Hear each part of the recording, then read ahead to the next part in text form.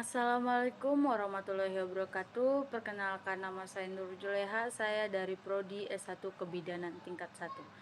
Di sini saya akan menjelaskan anatomi fisiologi endokrin.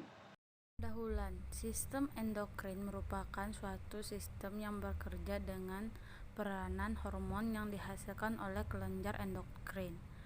Kelenjar endokrin merupakan kelenjar buntu hasil sekresi langsung masuk ke dalam darah dan cairan limfe beredar dalam jaringan tanpa melalui ductus (saluran).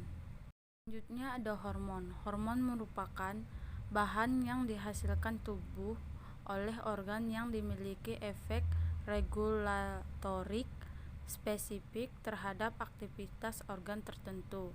Hormon bertindak sebagai transmitter (pembawa pesan), dilepaskan ke aliran darah, dibawa ke sel (responsif sel), diterjemahkan sebagai suatu tindakan untuk mengatur metabolisme dari organ tujuan. Selanjutnya ada sifat hormon. Bekerja secara spesifik pada organ, bagian tubuh, atau aktivitas tertentu.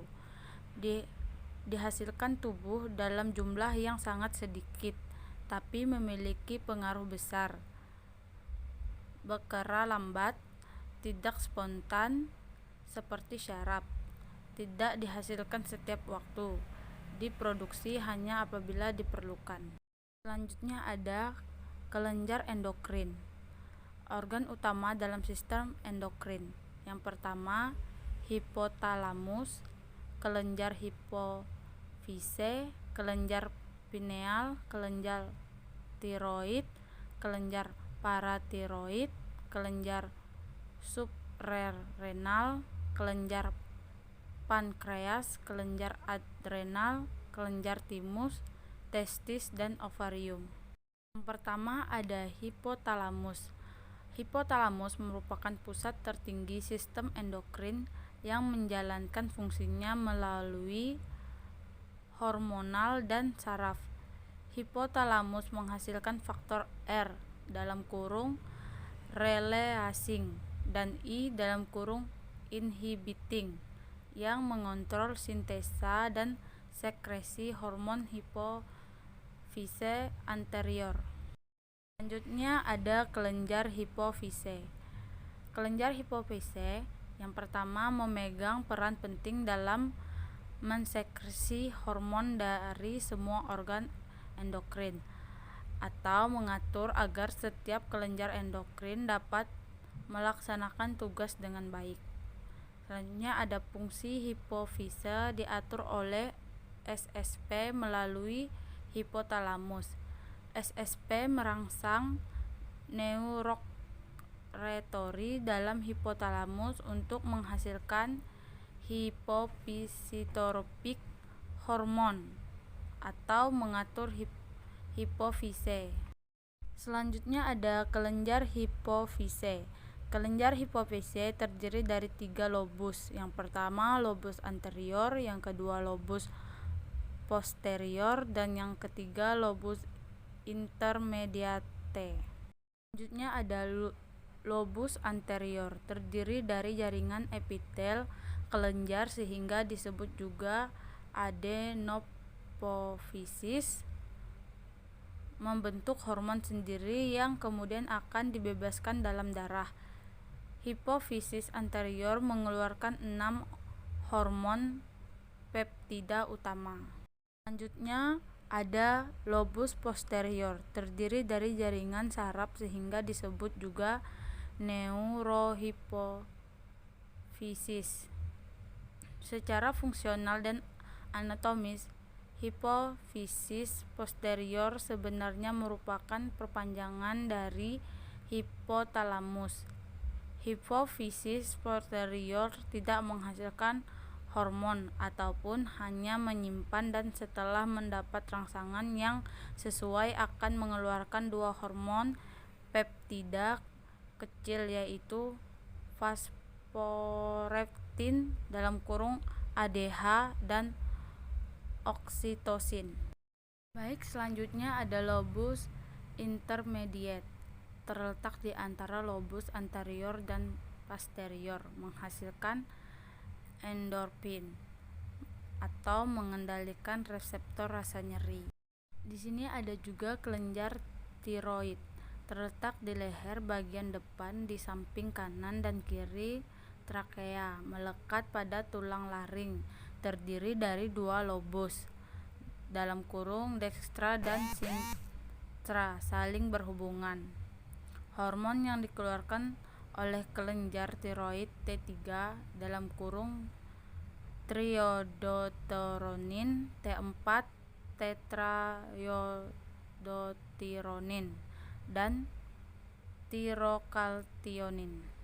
Di sini juga ada fungsi kelenjar tiroid, mempengaruhi pertumbuhan dan maturasi jaringan tubuh, dan juga mengatur kecepatan metabolisme tubuh, menambah produksi panas, dan menyimpan energi pada kontraksi hormon tiroid yang tinggi, mengatur penggunaan O2 dan pengeluaran CO2. Selanjutnya ada kelenjar paratiroid, menempel pada bagian anterior dan posterior kedua lobus kelenjar tiroid.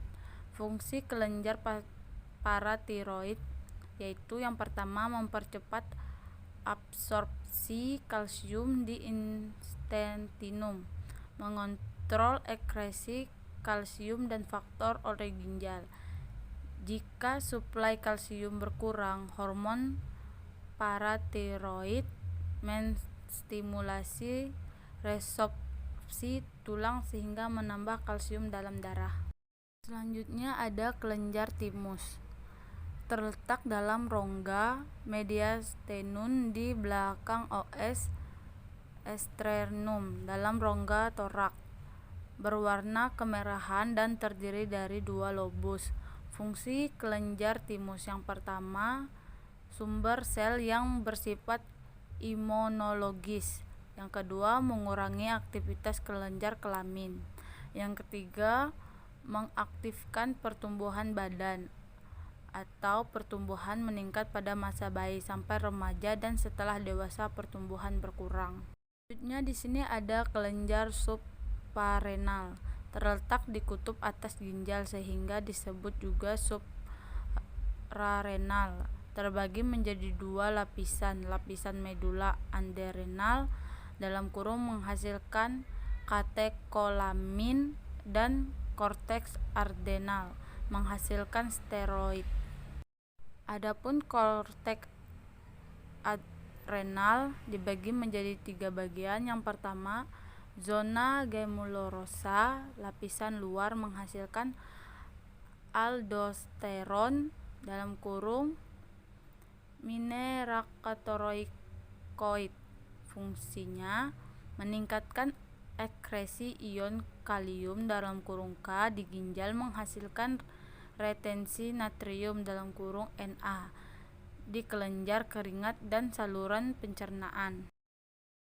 Yang kedua, zona vasikulat, lapisan tengah menghasilkan kortikosteroid. Fungsi meningkatkan kegiatan metabolisme, meningkatkan ambang neuron SP, meningkatkan sekresi asam lambung, menurunkan daya tahan tubuh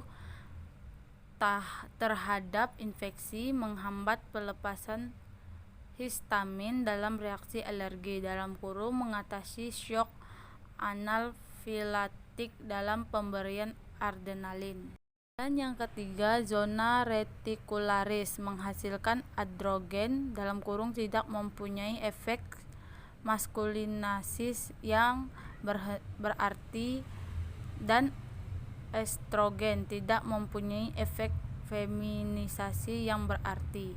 Selanjutnya ada medula adrenal, berfungsi sebagai bagian dari sistem saraf otonom, menghasilkan hormon epinefrin dan norepinefrin, dapat juga melepaskan adrenalin dan noradrenalin.